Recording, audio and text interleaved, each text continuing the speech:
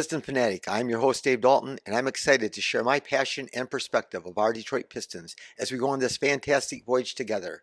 I've been a diehard Piston fan since the days of Dave Bing and Bob Lanier. I've also been the varsity basketball coach of a very successful program in northern Michigan. Well, Piston fans, I'm excited. Today I love your comments. I'm going to go through the comments, but first, before we start, if you would please subscribe. I'm like 90 some away from 1,000 subscribers. So please subscribe and let's get going. We're going to talk about some breaking news, some things that have come out in the news just recently. We're going to talk about, but I'm going to read some of your comments. I love the comments. We have so many intelligent listeners, and I can't wait to share, and I value and listen and excited to read every one of them. I try to respond to every one of them, but we're going to try to go through a bunch of them tonight. So I'm not going to be able to get through all of them. There's hundreds of them, so I just will do my best. But before we get started, so we just lost our 14th straight, tied the worst record in longest losing streak in franchise history. And tomorrow night we got to play the Los Angeles Lakers, and if we lose, it'll be the longest. 15 will be the longest losing streak in Piston history. And the Lakers are mad. The Lakers got annihilated. They got beat like by 40 by Philadelphia last night. So they're going to be really mad. I heard LeBron talk earlier, but the one thing is LeBron is questionable, so he may or may not play. So it'll be interesting to see if he does. Bogey's out, so I was hoping Bogey would be back. He's going to make a huge difference in our team, and I just really excited to see what they can do with him on the floor.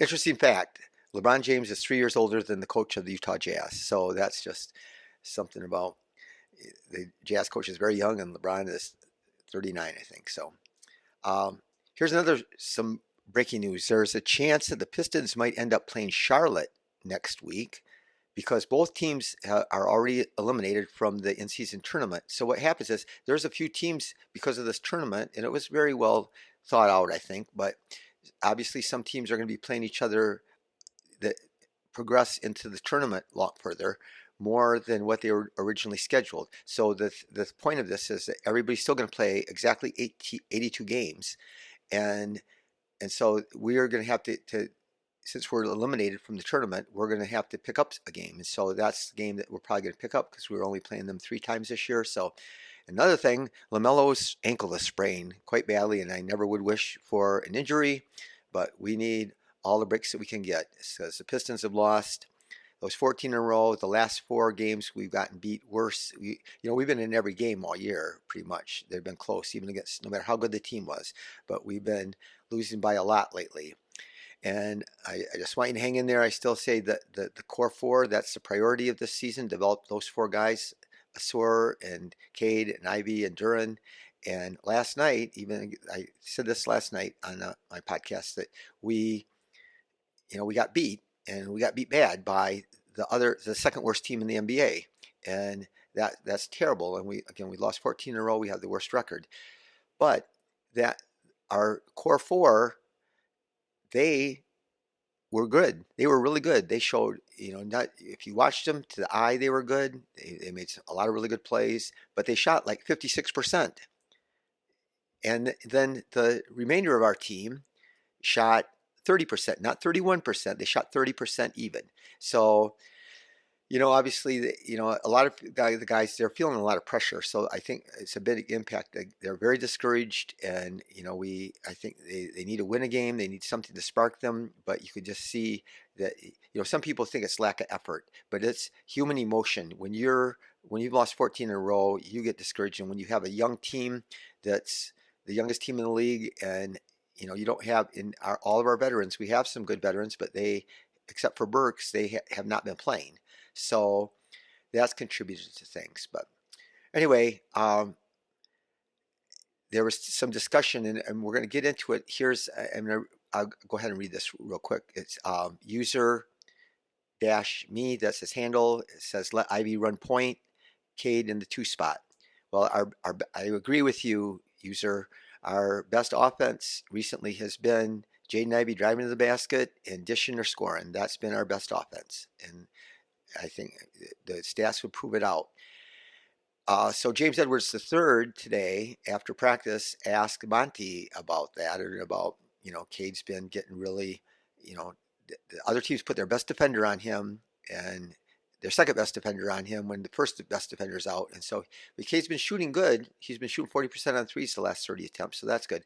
But Monty said that Jaden Ivey is going to be playing, and they're going to flip roles more often. And I've been talking about that. I've been talking. There's one game where Ivey hardly touched the ball in the second half, and I said he's got to touch it. And then we've had some games where Cade has struggled in the fourth quarter. The Indiana game, Cade shot really well for most of the game. Down the stretch, he was 1 for 6 in the fourth quarter, and so you know, we needed to get the ball to Ivy and let Ivy create. The most open shots that Cade has gotten this year, the most wide open threes are when Ivy drives the ball and kicks it to him. And nobody else does that. So I agree with you, with the listener, and I agree with Monty, and it's what I've been saying. I agree, I've been saying it all along that I think that that's what the case is.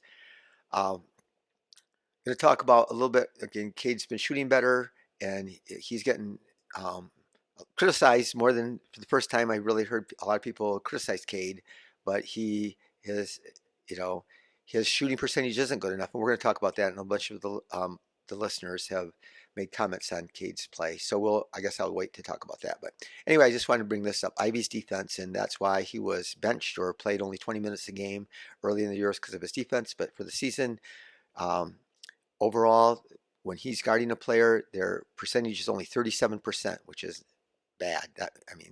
He's got to be doing something right if they're only shooting 30%, 37%, and then on catch and shoots, they're only shooting 28%.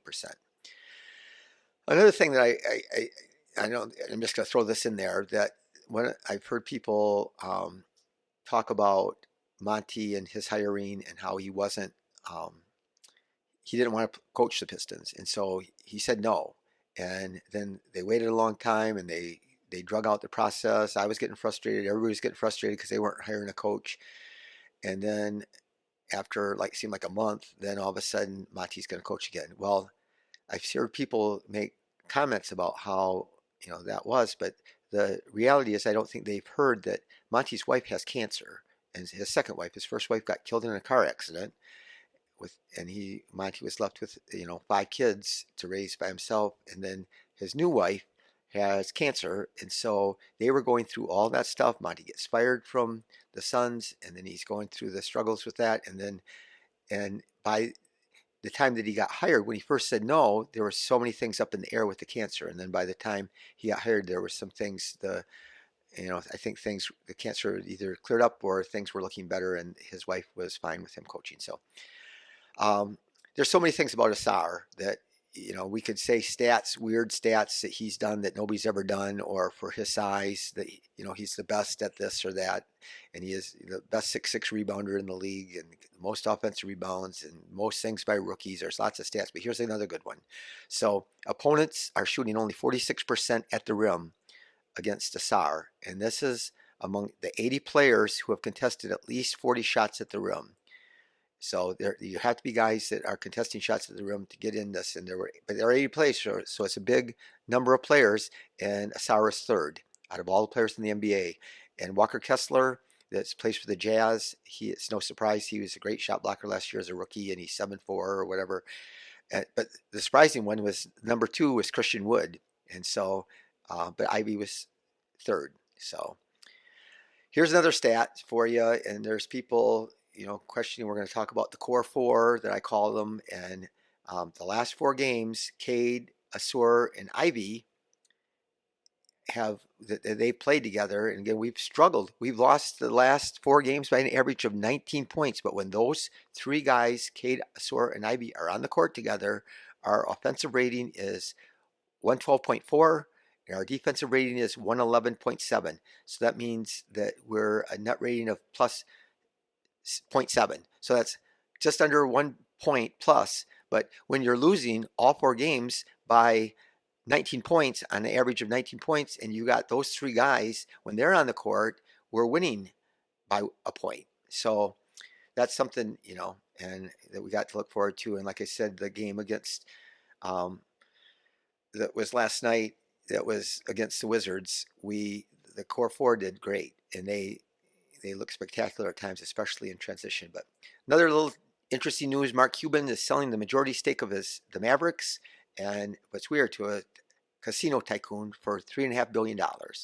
But somehow Cuban is keeping some shares, and he's still keeping full control of basketball operations. So we all know Cuban is one of the um, he's always sitting courtside. He always has every year. He's always into the games. He's always pumping his fists and getting excited about things. But another real quick thing I wanted to notice, like I said, the Lakers got annihilated last night, and um, but the Clippers. So here's the thing: people were really hating on the Pistons. They were so upset with the Pistons because we lost to the Nuggets, and because the Nuggets didn't have their two best players. Jamal Murray didn't play at all, but actually Jokic played all but a minute 22 seconds of the first half. So they're playing the Clippers. The Nuggets are playing the Clippers, and um, Aaron Gordon doesn't play, and Jamal Murray doesn't play, and Jokic doesn't play. They didn't play at all. Their three best players didn't play at all. And the Clippers, they're out there um, with Stanley, and they're playing. They got their subs playing a lot of the games, but the Clippers were um, they lost to the Nuggets. They were up by 11, and they lost when they first got Harden. So they have Harden, Westbrook, and Paul George and Kawhi. And Kawhi had like 31. Kawhi is one of the best players that ever played. He just doesn't play very much, but they lost. They were ahead by 11 going into the fourth quarter, and they got outscored by 20 points in the fourth quarter to the Nuggets, who had none of their top three players. So Piston fans that all hated on our Pistons because that was like the worst thing that could happen, that we lost to them because they had those players missing. So another thing we're going to talk about, and I know I've got some of my listeners talk about tanking, and I just wanted to mention, but first, you know, this is probably not going to happen, but just to put some perspective on it, Orlando started last year 5-20. And why did they start 5-20? They had really young players. They had Banchero, who was Rookie of the Year, and Franz Wagner, and they had a lot of young players, Suggs. But they were missing a bunch of their guards. A bunch of their guards were injured, just like our guards and our shooters are injured. And they started 5-20. They finished the rest of the year 29-28, even though they did tank a little bit at the end. And this year they're 12-5 starting out the year, and they're doing great. They're one of the best teams in the East.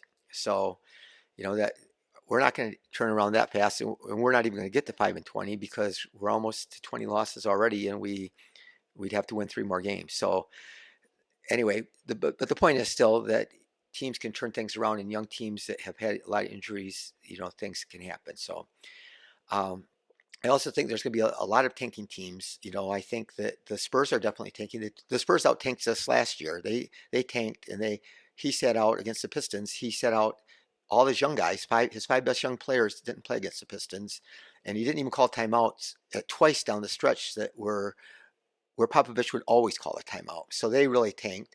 The Wizards are tanking. They got stuck in the middle, which is where I don't want the Pistons to be. They've been stuck in the middle for 15 years, where they have finished either just into the playoffs or just out of the playoffs. And if they make the playoffs, they always lost in the first round, and they were going nowhere. They didn't get high draft picks, but they were never good enough.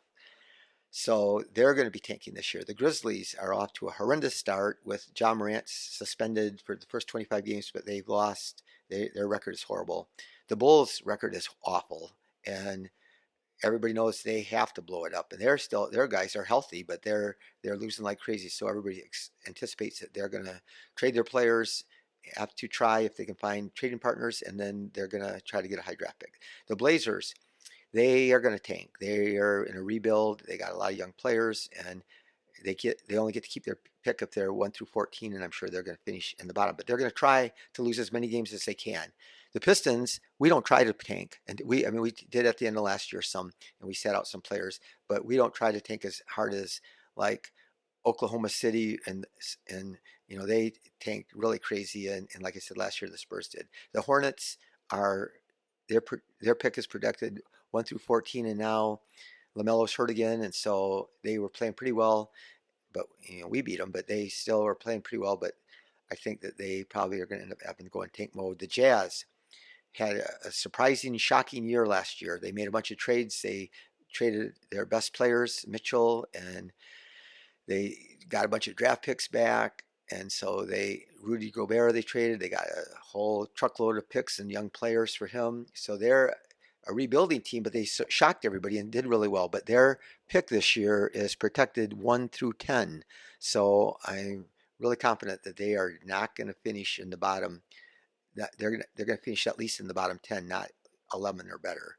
So, um, and then there's some teams, the Clippers and the Raptors, they're struggling too, but they don't get their picks, so they're not. There's no reason they would try to do it. So let's kick off. I'm going to start. I'm excited to do this. I'm going to struggle a little bit, so bear with me.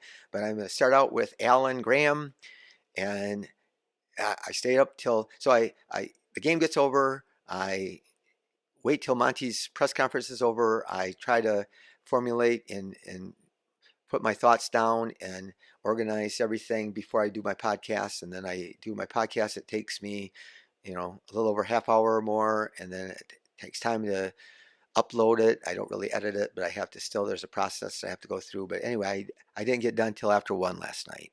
And I get done at 1 o'clock in the morning. And the first thing I see is Alan Graham's comment. And it says, I can't go to sleep until I've heard your podcast, Coach.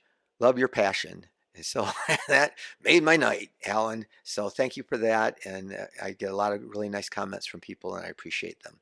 So here's Kelly Berry. So he or she says, new listener here, please don't come at me for asking, but can someone explain what plus minus means? So plus minus is if a player is on the court, the minutes the player is on the court. So if you outscore your opponent by 5 points during the time that you're on the court, you are +5. And if you lose by 5 points, well, the minutes you're on court, you're -5. So that's basically what plus minus is. So I already talked about the one user dash me says let Ivey run the point, and I agree with you, and Monty does too. So I do think there are some things like starting Killian that you wish Monty would have figured out faster to not start him and to start Ivey, and maybe it did help Ivey play defense better. We'll never know for sure how it impacted everybody, but he is new to the team, and he gets in there and he watches them play, pick up ball and stuff, and he starts formulating, and he starts training camp, and he's inserting all of his his system into all the players. And so then he has to come up with rotations, and we have all these players injured. And so, I mean, it was challenging for Monty, I'm sure, but then, he's figuring things out is my point. And some of you guys, I think, are figuring things out faster than Monty, but still, it does take people time. And sometimes when you're closer to a situation, it's harder to see. That's the truth, especially about coaching. All right, this one's from CF Hang. Don't know why everyone is so disappointed with Cade, Ivey, etc. They are young as heck, playing against guys in their prime and grown men. Y'all really need to think Cade can be a superstar at age 22. And it's a great comment. And I heard this comment from Steph Curry and several other really great players. And the question was posed to them, how many years were you in the league before you felt like you really truly impacted winning? And all these star players said like 4 years before they impacted player. And Cade, this is really his second year. He's really just played one season, and it's his third year, but he's just starting it, and he's 22. And I have another stat that all these guys, Giannis, LeBron, Steph, Isaiah Thomas, Michael Jordan, LeBron James, all these guys, they won their first championship.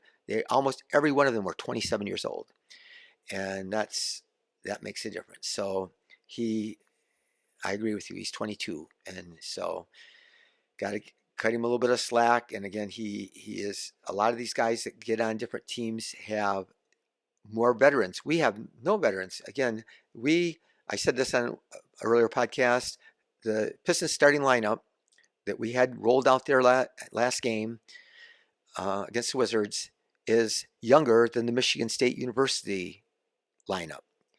And I guess that says something. But so this is from Smashville. So he says, who are we tanking for? And I mentioned a little bit about this last night, and I think that there's no number one person this year, so that's what's disappointing. We could have the worst record in at least like last year. I wanted us to tank, and you can hate me for it, but we were going to be good. Cade went injured, 12th game into the season, and Victor Wembanyama was sitting out there. And so I was all fired up for thinking about him, but we've had bad luck with the lottery. We could have got Chet the one year. We fell to the fifth pick 2 years. We were lucky that we got Cade. We got the number one pick one year, but we should have gotten at least the first or second pick the other years, but we fell to fifth, which is the worst possible spot we possibly could have fell. And so, but who we're tanking for? My thing is, in this draft and where we're at this right now as a team, we don't want to get a bunch of we don't need a bunch of younger players because it takes younger players time to develop. But I would say this last draft I would want to get one, and because we need a power forward. We need a stretch four. We need a 6'9", 6'10" guy that can play defense, rebound, and shoot the three. And that's what we need. And there's guys out there like Jabari Smith Jr. that are players like that. There aren't a lot of them. And I just, Brandon Miller was out there last year. So that's the thing about this draft. Most years, it comes down by draft time. There's like three players that are like a top three, like Banchero and Chet and Jabari Smith.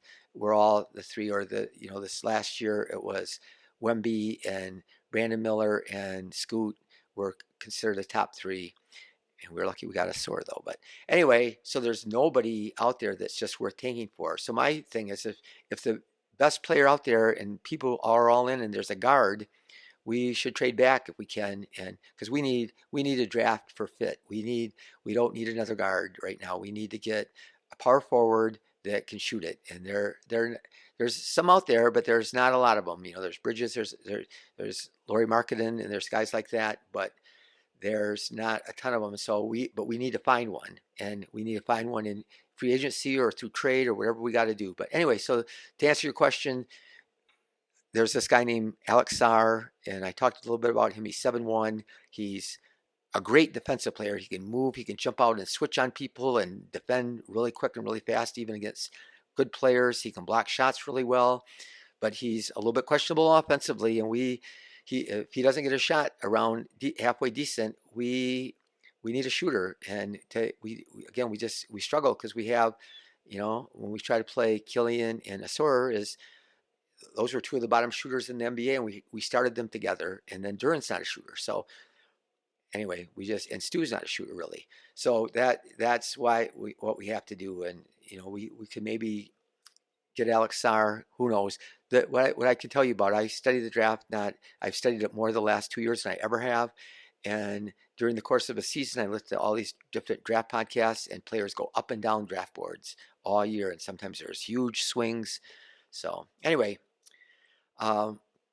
This is from Smashville again, and he says, Monty's first year in the Valley wasn't great either. So they did start slow when he took over for the Suns the first year, but then they quickly improved. And so, we are hoping here it's going to happen. And I don't agree with everything Monty's done, but the reality is I'm hoping for him. I think he's a good person. I think a lot of players swear by him.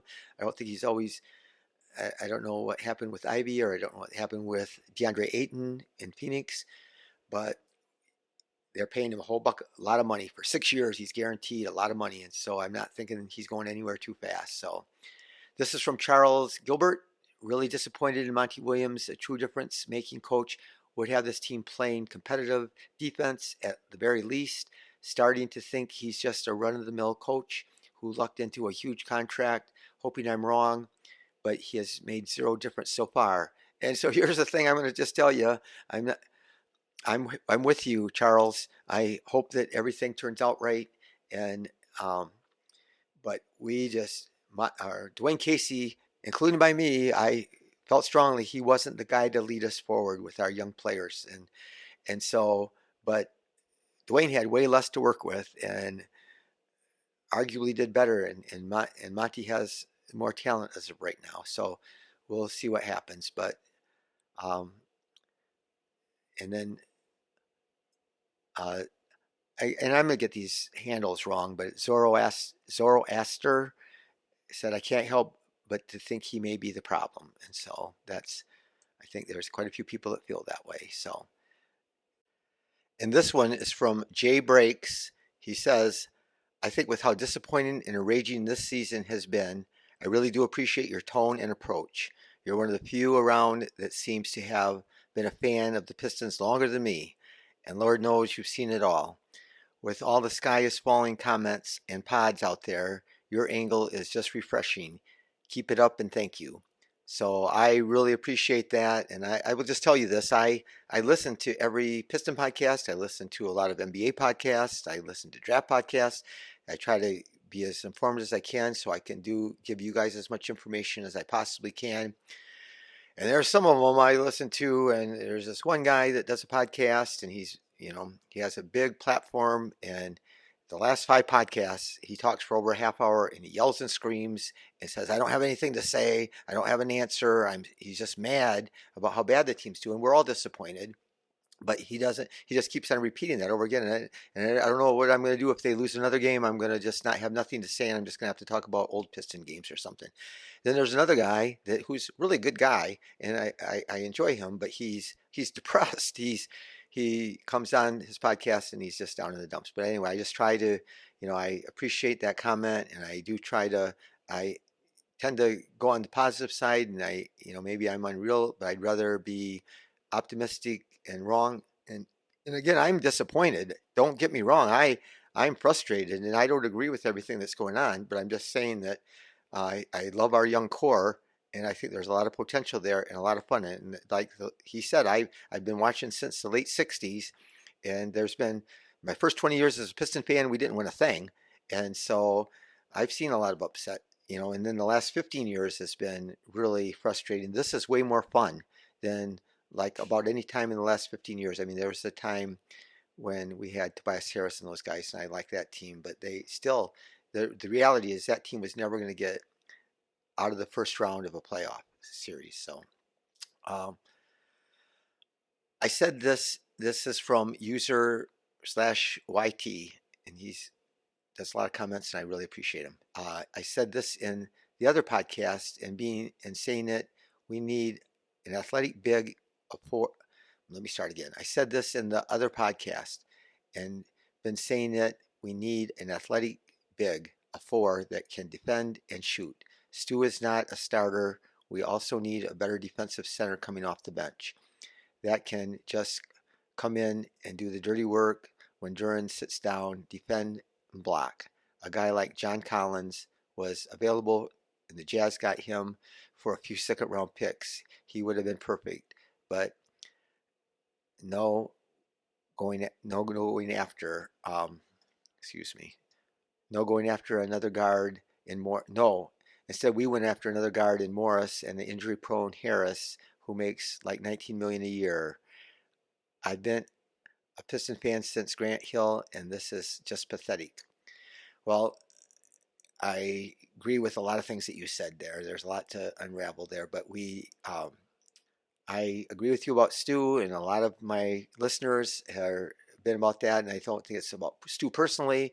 Again, I consistently said that he is one of the hardest workers. He's a coach's dream. He busts his butt. He plays as hard as he can, but he is so limited athletically, and he's only 6'8", and so he's not tall enough to be a center, and he can't jump, and so but he's not quick enough. He's struggling to guard some 4s on the perimeter, and so the big thing that he was supposed to do this year was shoot 3s. And I'm going to tell you, user, I wanted John Collins, and I thought he was a good guy. I wanted him even the year before, and he got traded for pennies on the dollar. The Atlanta, he was in trade rumors for 2 years from the Hawks, and I thought I would trade Bogey for him. When we first got Bogey, and then nobody traded for him. There were talks. The Pistons were in talks with the Hawks for John Collins, and then it ends up Collins goes to the Jazz for nothing, just nothing, just like the Suns got Bradley Beal for basically nothing. So there's these trades that, there's weird circumstances.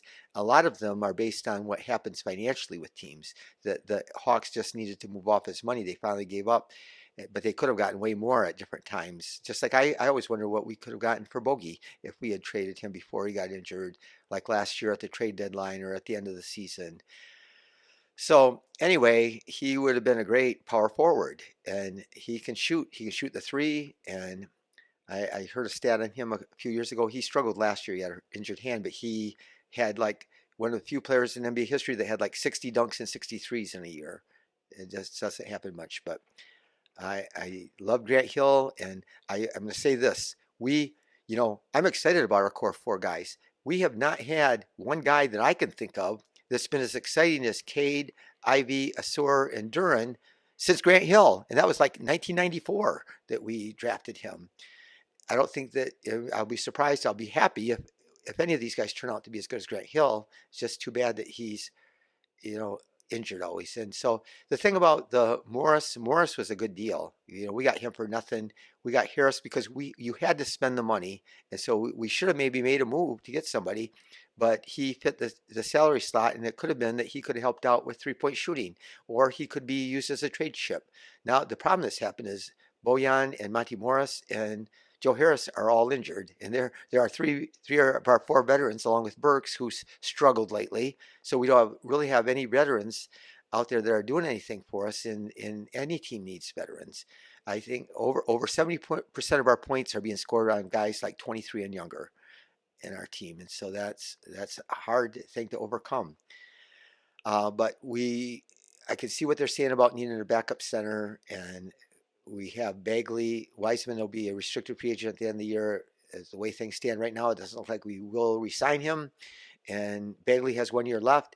I really think that Bagley is a decent backup center. His defense isn't great, but his offense makes up for it, I think, for a backup center. I mean, he plays 15 minutes a game. He goes out there and he shoots like 60%. He's one of the top field goal percent shooters in the NBA. I don't know why he didn't play against the Wizards. He sat there and they played Wiseman a little bit. So I don't know what's going on there. So, and then user comes back and says, trade Bojan for crying out loud. Team wants him to get defensive four for him. Maybe the Lakers trade Vanderbilt and a guy like Taurean Prince for him and throw in a pick or something. So I have another one of these guys that said that about Vanderbilt, but Taurean Prince, I'm not sure they would trade him. We have another one coming up about Roy Hachimura. The Lakers are desperate. The Lakers are the worst 3-point percentage shooting team, and they make the fewest threes per game. And the Pistons shoot the fewest per game, but we shoot a better percentage than they do. They're desperate for 3-point shooters. So I would think, and they have more than enough power forwards.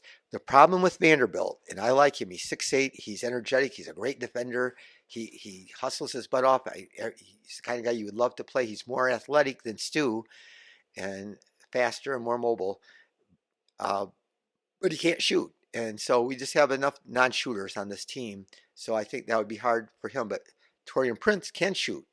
And so I don't know if they would give him up, but they're desperate for 3-point shooters, and we're desperate for a four that can shoot. So we'll see what happens. This is from Touchdown. To be fair, the other last place teams have had a lot more high draft picks than us because they had more pieces to trade. They also, Houston, Orlando, and the Spurs got more fortunate in the lottery. Put Holmgren or Wemby on this team, and things would be different. And that's a great truth. And as far as, so in Orlando, for example, so Orlando got unbelievable. They traded Vucevic, who was a center that was he's very skilled, very talented, but he's not a jumper. He's a solid rebounder. He's not mobile on defense. He can score the ball really well. But the Bulls traded 2 first-round picks and Wendell Carter. And Wendell Carter is now better. I think any team would rather have Wendell Carter as their center than, that's playing for Orlando. He's injured right now, but he's really good. Plus, they got the Franz Wagner pick for Vucevic. Then they got to trade. They got at least 2 draft picks. I can't remember what they used them for, but they traded Aaron Gordon. So Aaron Gordon was a really good player for Orlando, and did a lot of highlight dunks and scored good. But they got a bunch of high draft picks for him. So Orlando got set up because they had some pieces. And like Touchdown says, they've had way more picks. Houston has had way more picks. They have a lot. Oklahoma City, Sam Presti, he is a genius. He got all these picks. He's always looking to take on a bad contract for picks, and they're so loaded. So anyway, if we would have had any luck, and we easily should have had, you know, better luck to get Wemby or Chet or somebody, one of those top 3 picks that year. In both years, we got the worst possible, fell to 5, and that was the lowest we could have fell to. So not a lot of luck. And this is from Zoroaster, and I couldn't mispronounce these, 1996. Not that different. This team is dispirited. This isn't about lacking personnel.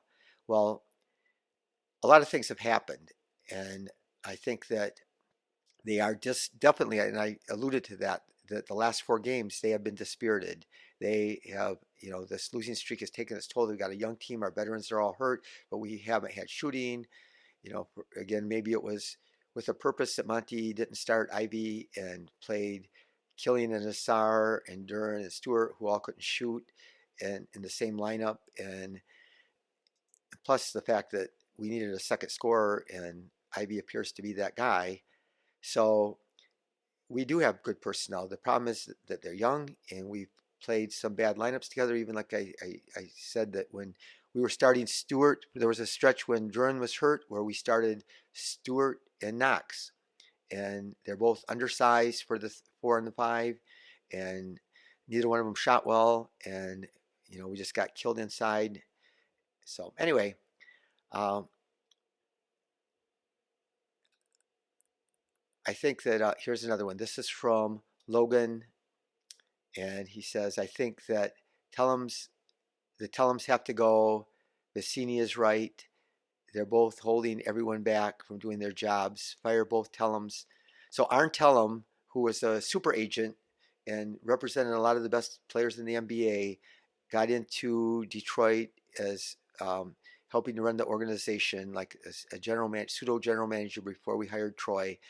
And then his son, so there's some controversy. His son got into the organization and has shot right up the ladder in our organization and the Pistons organization. So some people aren't happy about that. How does a guy with 5 years experience in the NBA have a job of someone who should have 30 years experience? The Tellums, and so he's talking about Arn Tellum's son. And he shot up real fast, and most people that are in his position have had a lot of experience. But the Tellums are not letting Weaver do his job. Remember Savitas? Troy didn't have a choice. Tellum made that pick, and I wonder how many more picks they have had a dirty hand in. And so I don't know about all that for sure. I know there's a lot of conspiracy theories about a lot of things, and here's my conspiracy theory that I'm just going to throw in there. Killian all of a sudden hurt his shoulder, and I didn't see him get injured the game before. I'm sure he did, but he didn't play in a game. But just at the same time that he didn't play, or just before the game that he didn't play, Monty says to the press that he thinks maybe Killian should play with the second unit because Cade handles the ball all the time in the first unit, and so Killian's not getting a chance to do that. So then they hold him out. Killian gets held out a game. Ivey starts, does good. Oh, he didn't do great. He didn't shoot great the first game, but then the next game, they still started Ivey and brought him off the bench. So I'm not. That's a way that Monty saved face, because he was under a lot of fire. A lot of Piston fans and a lot of my listeners were upset that Ivey didn't get to start, and especially, and the thing I always said is that, he's playing 30 minutes, and at first Killian couldn't shoot at all, and Killian was playing over 30 minutes, and Ivey was playing 20 minutes. So that was a problem. So, and this guy, it's BEMINT. And he says, "This must hurt to see as a Piston fan. Stay strong, guys." And it does hurt, but things turn around. Things can turn around, and I'm not sure how fast they're going to turn around this year. It's way disappointing. I never would have guessed this, but again, you look at Orlando turned it around last year, and there's lots of ups and downs and big swings with teams. So there's um, even this year the um, Rockets lost their first 3 or 4 games, and they won like 5 or 6 in a row. And then the Clippers got hardened, and they lost like 5 in a row, and then they won like 5 in a row. And so there's lots of major swings where teams have ups and downs. So this is again is from user. He says Alexander Sarr looks more like a center to me. I was initially high on Ron Holland, but his efficiency is scaring me off. I think drafting Sarr or Mattis Berzilis would be the best case scenario for us. So again, I think that Sarr looks like a center because he's 7-1, but I watched tape of him, and he has got tremendous lateral quickness. I saw him switch out on Ron Holland. Ron Holland is a athlete. Ron Holland that plays for the Ignite. He is real high on most people's draft boards. My problem with Ron Holland is he's a dog on defense. He is tremendous, tenacious, and his shooting's been a little bit down, but I think that might go up. But the problem with Ron Holland is he's listed at 6'8", but he's really only 6'6". So now they're kind of finding that out. And that happens quite often. A lot of people are they're people put out there that they're taller than they really are. And we need a guy that's taller. So I'm not sure how big Bazulis is, but he is also with the Ignite, I'm pretty sure. But we need to get a power forward, and we need to either put whatever assets we have to make a trade for one, whatever money we have, we need to in free agency.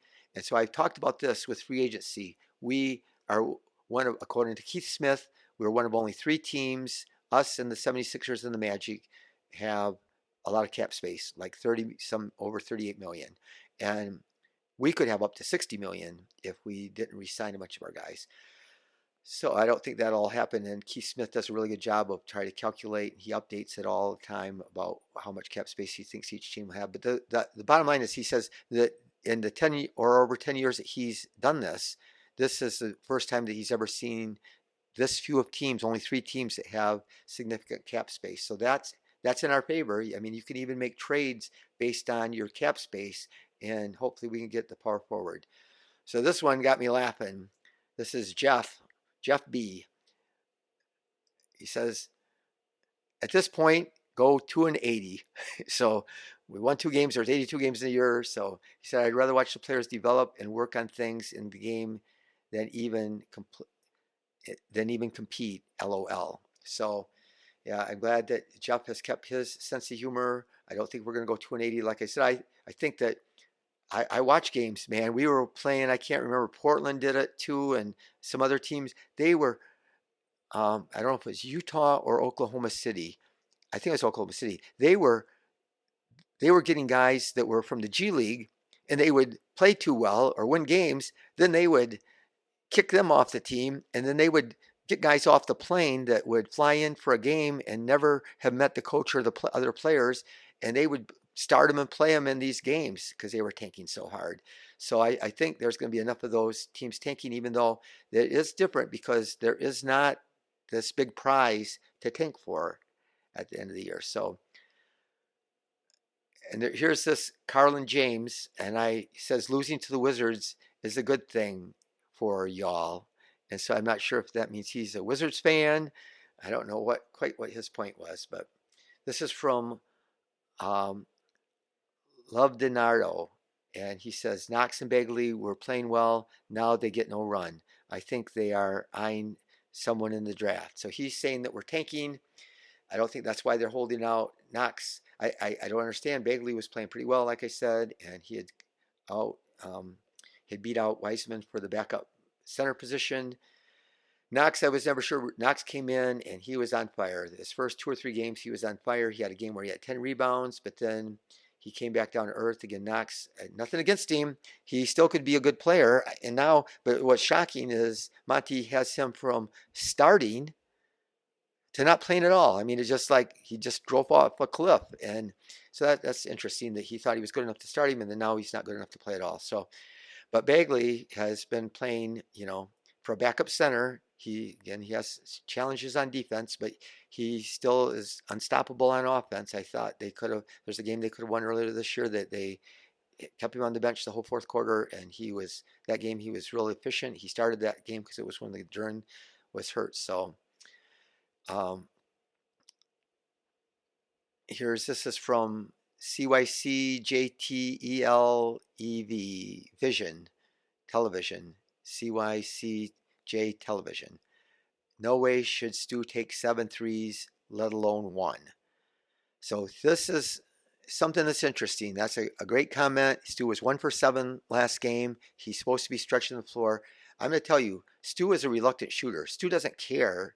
He's kind of had this thrusted on him. The organization wants to play him. He's Monty's favorite player, and also Monty signed him to that huge contract extension that we didn't need to, and because he would have been a restricted free agent. We could have waited to see how he did this year before we gave him all that money.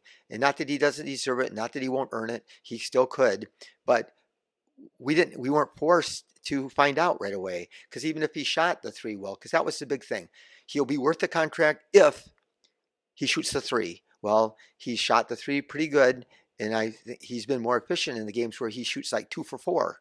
But now he tries to take 7 because I've heard Monty talk. He's telling Stu to shoot more because everybody's recognized Stu can be wide open. Nobody guards him, even when he makes them. They don't guard him. They play way off him.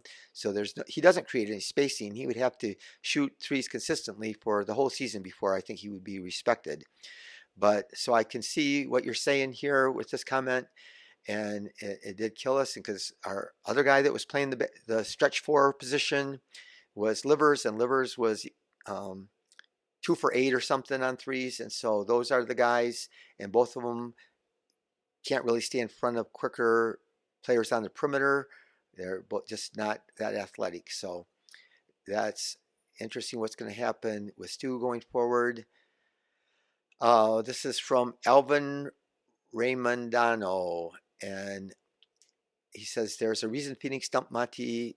Assistant coaches also doing nothing.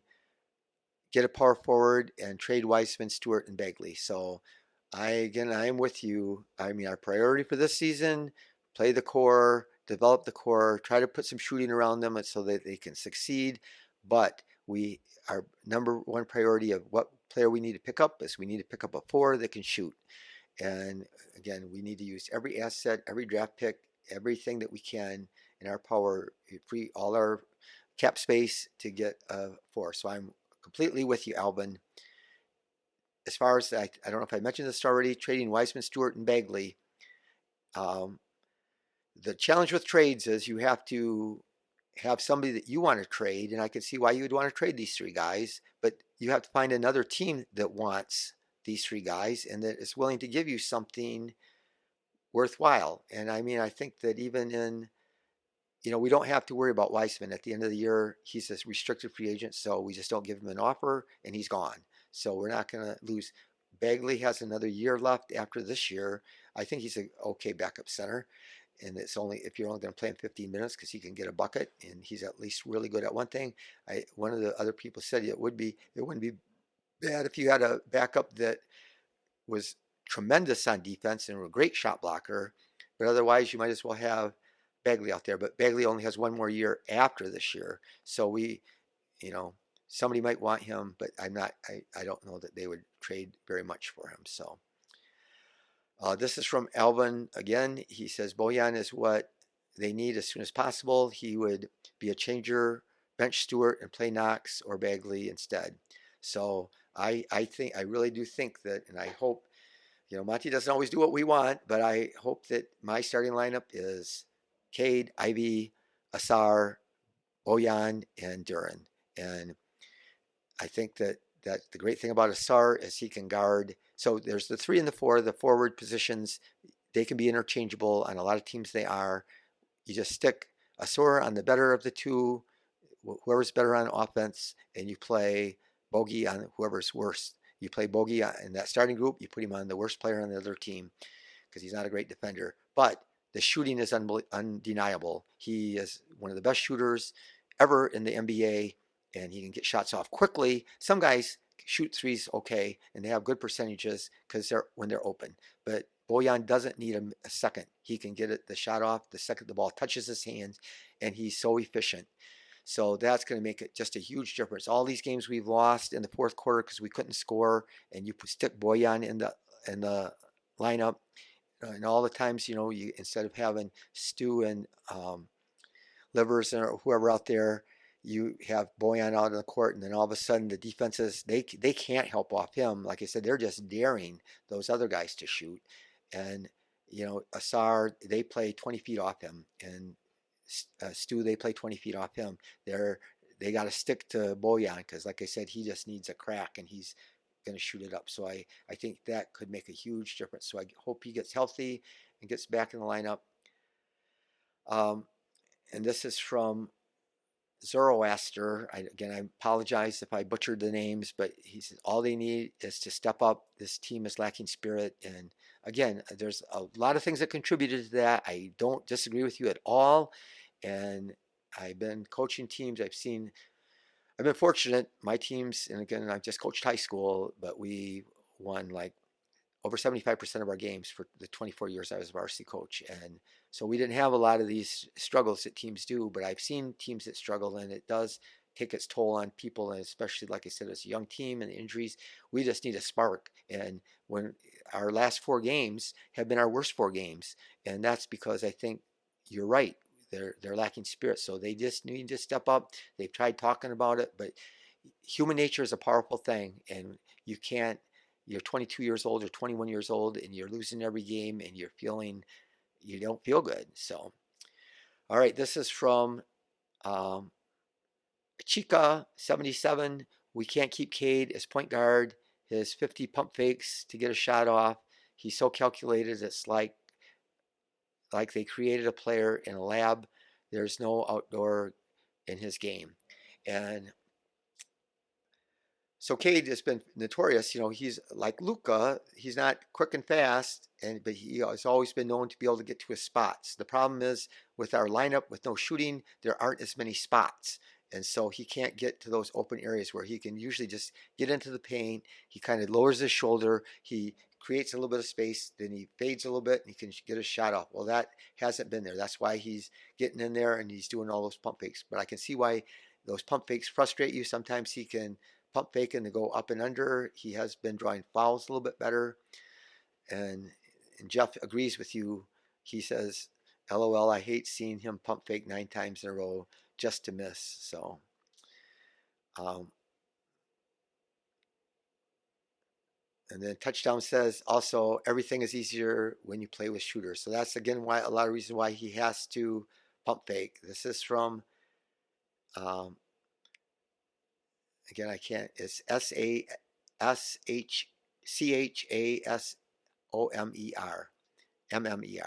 Great content. So I really appreciate that. And again, I get lots of positive comments, and I love them, and it means a lot to me. It's very humbling. This is from Real Estate Happy. You got to stop being so nice and nonchalant about this organization. We suck. Face facts. We got dummies in the front office. So I can tell you that we've had worse front offices. I can tell you I don't agree with everything the front office has done. I can tell you that Bojan was a great trade that we made. We got this guy, and then a great signing. We signed him for nothing. Monty Morris, if he wasn't injured, that was a great trade. We traded him for a bag of chips and got this one of the best backup point guards in the league. We somehow miraculously, I don't know if it was luck but Troy got that pick for Jalen Duren. We traded Milwaukee's 2025 pick, which is going to be probably real bad, and we got the 13th pick, and he was smart enough to select Jalen Duren, who I probably wouldn't have taken there. I wouldn't have taken Ausar. I thought that his shooting was too bad, and his shooting's too important, and it still remains to be seen. But I didn't realize playing against the G League, an not Ignite, that's the G League team, the Overtime Elite that Sauer played for, that they were bad competition. There were a lot of guys that were younger. They weren't very big. and he struggled to shoot against them. And so I just wasn't confident. I thought it was too risky to get a guy that can't shoot. But I had no idea that his rebounding defense and his passing is outstanding. He turns it over way too much. He's still just a young player, and I think he's just going to get nothing but better. But he does have to get to shoot. So anyway, my point is that he's made some good moves. Everything hasn't been great. All the trades haven't panned out. I'm not even against, like Wiseman. It appears that was a travesty making that trade. We could have maybe got 4 or 5 first-round picks from Atlanta for him, because that's what Golden State got in the 3-way trade. But I still think that he had potential to be a great player, and it hasn't turned out that way. I just think that he's, most of the picks, Cade was an obvious choice at 1. And Ivey, I would have maybe taken somebody different, but I'm glad we have Ivey. And I mean, my point is that I don't think Detroit's a dummy. I don't agree with everything, but I think he's not a dummy. So this is from the same guy. The problem with these dummies is they paid a coach $80 million who can't play on the floor before bringing Cade help. Then they process to other players over Cade, like Isaiah Stewart. Cade's going to leave. Don't want to see him go, but I don't blame him. So that is a concern. Of course, the concern is too also we got to find out how good Cade is, and if he's deserving of a max rookie extension. And again, I'm president of the Cade Cunningham fan club, but I can see what you're saying. We paid $80 million to a coach. Now he's guaranteed for 6 years. And so if he doesn't turn out, or if he has issues with players, they're not going to just unload him. Excuse me. And then, how they're saying that they're going to process players like Isaiah Stewart, which appears they've tried to almost put a round peg into a square hole and make Stewart a 3-point shooter and a stretch 4, and it appears that they prioritized him over Cade. I don't think that's the case, but it was in the lineups that to start Ausar and Stewart and Killian with Cade was irresponsible. So I'm with you, real estate. And so, yeah, that's the problem. So this is from Body McSwain, and he says, Stu, no Dave DeBuscher. You got to be old to know Dave DeBuscher. So Dave DeBuscher was like 20-some years old, and he was the player coach for the Detroit Pistons. He coached and played. He was an all-star, and he pitched for the Chicago White Sox. And he went on to play for the Knicks when they won their world championship. He was a tough player, and but he says he's no Dave DeBuscher who can't score and block 0 shots. Cade a 2, not a 3, and so there's a lot of debate recently about where Cade's position is. Killian needs to start at one period. Turnovers are killing us. Cade looks tired and sleepy. So Cade, I've seen him playing games where he's played 38 minutes. I question how many that he can play that many minutes. He's had more struggles. I don't know how to look it up. If any of you guys can, please send me a message about what Cade's shooting is in the 4th quarter. I think it's much lower than what is in the first 3 quarters. And this is from another guy. Dre says that Cade had a lazy defense tonight and gave up around 10 to 14 points. Not impressed with his offensive performance if he gives it back so easily on defense. So I will say this: I watched the game and I saw what you're talking about. I think, and what's happened is I've been mad at Cade. Cade has been stupid, and I think he's a really smart player, but he's been stupid about fouling. He gets fouls right away, and then he still goes after guys really hard. And then all of a sudden now he's in the 2nd quarter with 8 minutes left in the 2nd quarter. And he's got his 3rd foul, so he's got to sit out the rest of the half. And so I've been actually proud of him. I know he looked not aggressive, but there's times where guys are going to the hoop, and he had 2 fouls in the first half last night, and so he let guys go, and he hasn't in the past. So yeah, so I think that and again, I think the team is really discouraged, and so that gives them the appearance. I mean, I even hear people talk about this team doesn't want it. They're not playing hard. They don't care. They don't want it as bad, and they're in the Super Bowl, and they say that. And this is Touchdown says we really need Bojan, and again, I talked about that already. Here's another thing from Touchdown.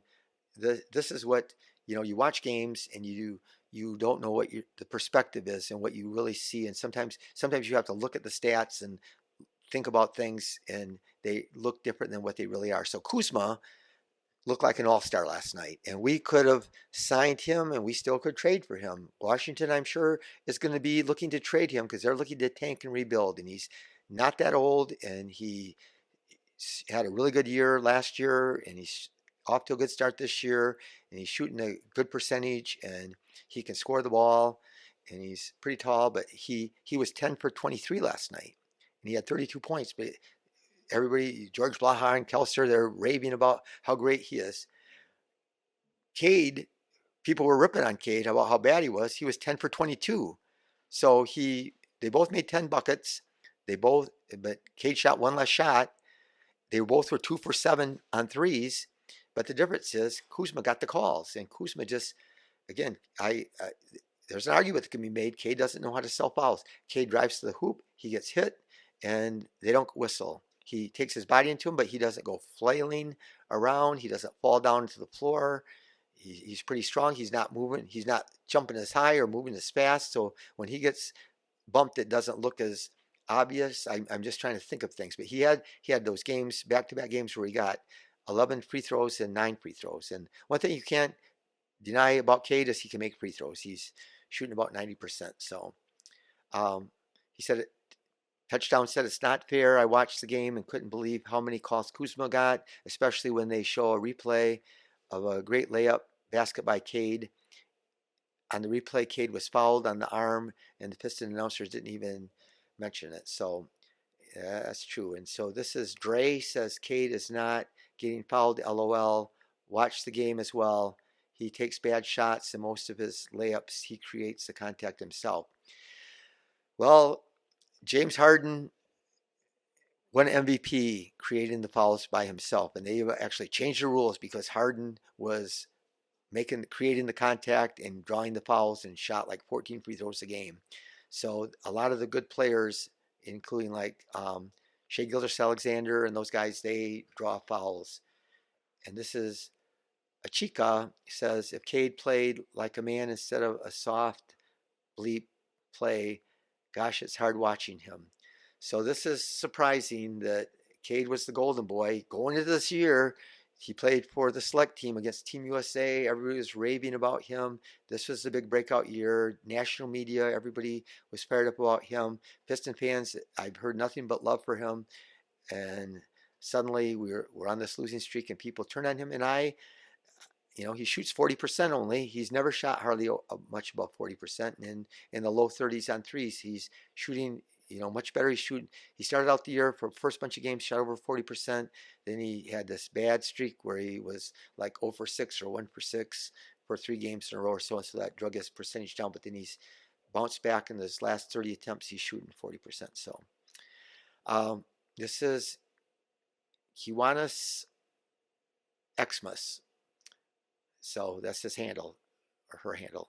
Ivey, Point, Sasser, and Cade at the 3, Stewart and Hayes in trouble. And so, again, that's a reoccurring theme in a lot of these podcasts. People want Sasser in the lineup, and they want Killian and Stu out of there here. So that's, again, a lot of you have that opinion, and I'm not sure that's a terrible opinion, but it says here Hayes in a turtle play, Sasser D-League for him, let him air it out. So it is frustrating. Sasser started out so great. He was like shooting over 50% on twos and over 60% on threes and getting a bunch of assists, and then all of a sudden he struggled a little bit. So this is the keys to wisdom. And this guy's wise. I appreciate you every time. It says Burks lost that mojo he had to start the season after the injury.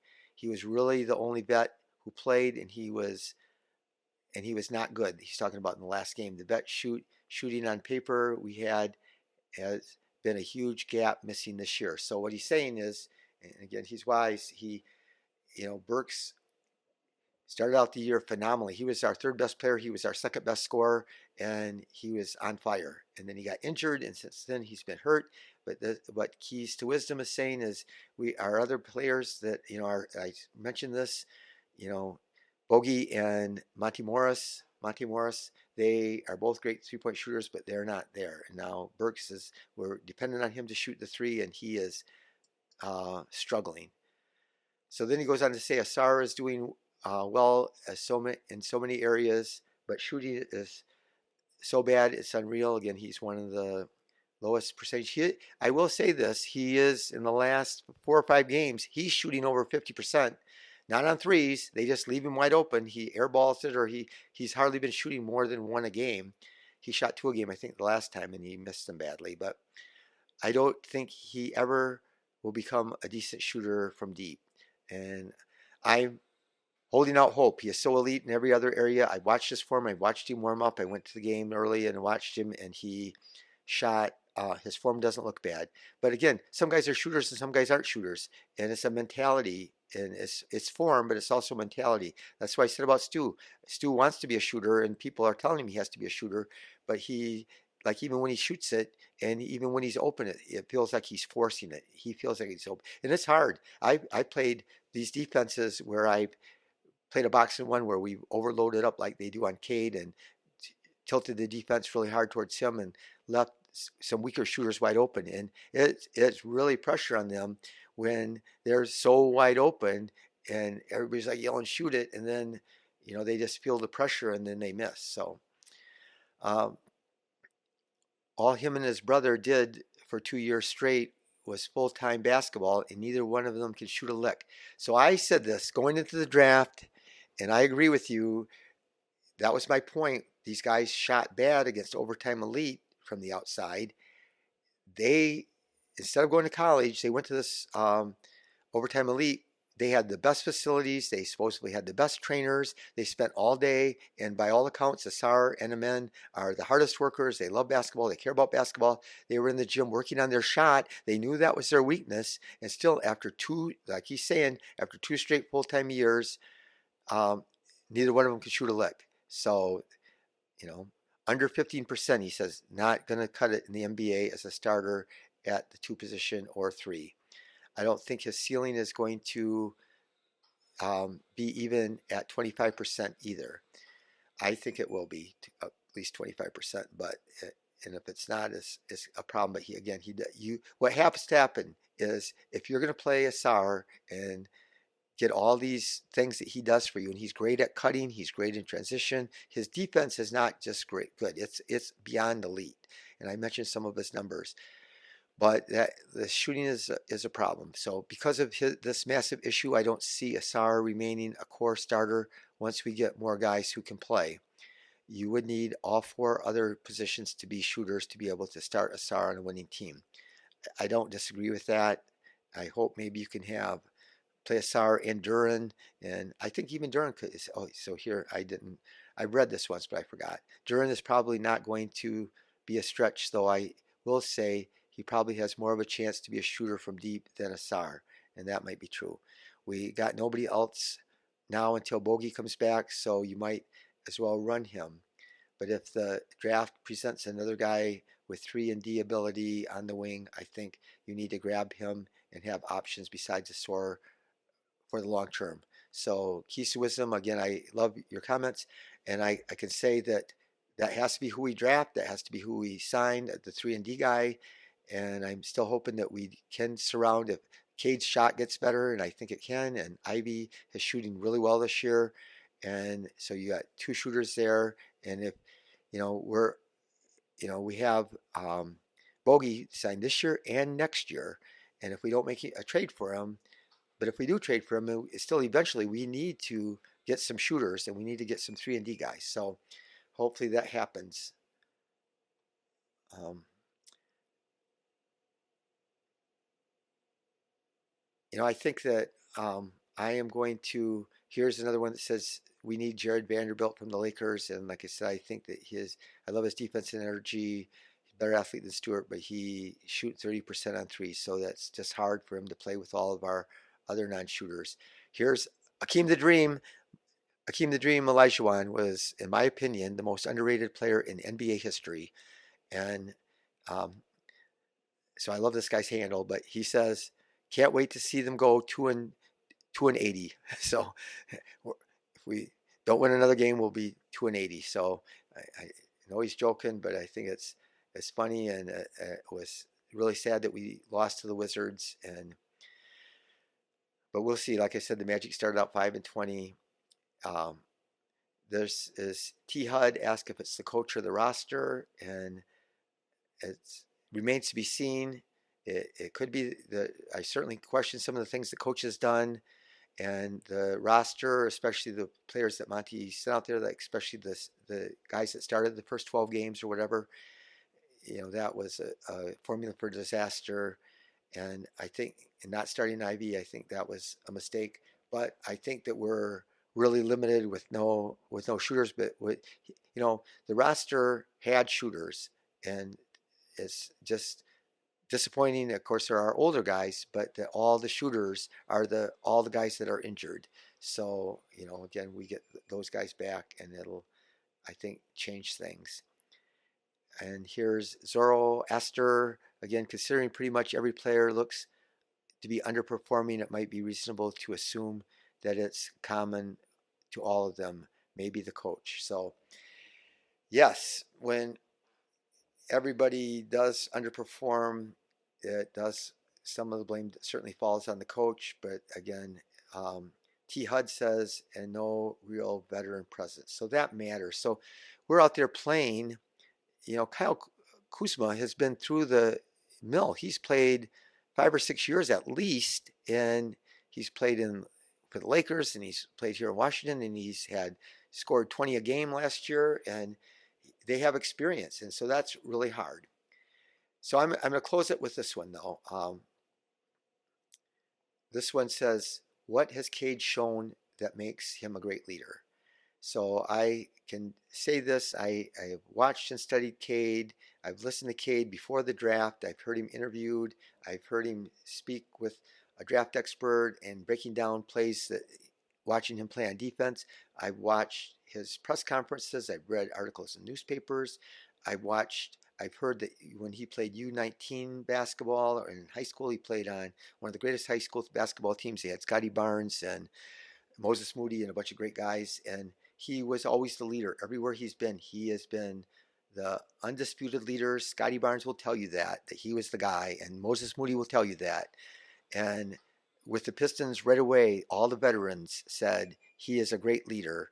And Kojo would say that to you, and Roddy Magruder would tell you that what a great leader he was and how much people respected him. But you watch how he talks to people, you watch how he carries himself, you watch his body language, you watch how much he cares about the game, and everything that he does is, he's a leader by example, but he's by word. He's even when he was injured, every time out he was in somebody's ear. He was talking to Duran. He had Duran down to Texas and played. He's bringing guys together, out at Rico Hines runs. So you can say anything you want about that you're not sure about his shooting, or that he turns it over too much about Cade Cunningham, but I watched a lot of leaders, and I for a guy that's 22 years old, he is amazing. So anyway, I wanted to get through every one of these, and I apologize that I didn't. I know this has taken way too long, but I hope you enjoyed, and I do appreciate every one of my listeners and the comments. I love the comments. They're great, and I will do my best to always answer them. Please subscribe. Be the reason somebody feels valued and loved and cared for and heard. And let's go Pistons. Beat the Lakers!